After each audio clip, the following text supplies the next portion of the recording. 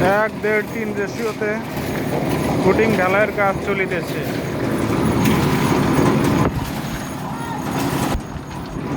এক্ষেত্রে আমরা 1 ব্যাগ সিমেন্টের সাথে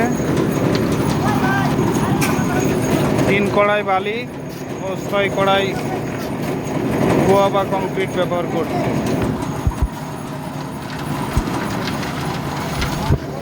আমাদের কংক্রিট তৈরি হবে, তারপর দেখাবো আপনাদেরকে কংক্রিটটা আসলে দেখতে কেমন। 1-1.5 দিনের কংক্রিট তৈরি হয়ে যাবার পর আপনারা দেখতে পারবেন কংক্রিটটা কেমন হওয়া উচিত। একবারে পারফেক্ট কংক্রিট আপনাদেরকে তৈরি করা দেখানো হচ্ছে।